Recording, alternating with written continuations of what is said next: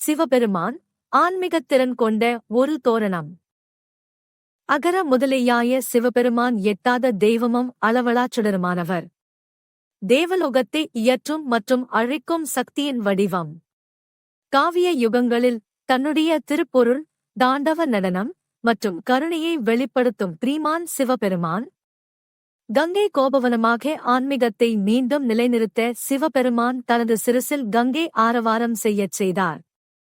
இந்த புனித சம்பவம் அவனை கருணையின் எளிய வடிவமாக மாற்றியது. கங்கை வரலாறு தரிசிக்க ஒவ்வொரு முறையும் நாம் இறைவனை உற்றுணையாக நினைக்கிறோம். காலத்தை அழிக்கும் சிவனின் தாண்டவம் தர்மத்தின் மீள் உயிர்ப்பை குறிக்கிறது. அத்தொடர்பு போற்றும் இடத்தில் பாவங்களை ஆன்மீகமாய் சுத்திகரிக்கின்ற ஒரு விண்ணப்பமாக இருப்பது தெய்வீக அமைதியின் நிறமாக விளங்குகிறது. இந்த கலைமிகு காட்சிகளுடன் கூடிய சிவபகவானின் கதை உங்கள் ஆன்மாவில் ஒளி வைத்து சபகளத்தின் சிந்தனையை விளக்கும். சிவபெருமானின் தெய்வீக வழிச்சென்றிகளை தெரிந்து கொள்ள இந்த கதையின் யுக்தியான விளக்கங்களை தவறாமல் காணுங்கள்.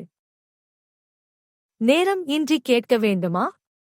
தொடர்ந்து இதை பகிர்வோம்.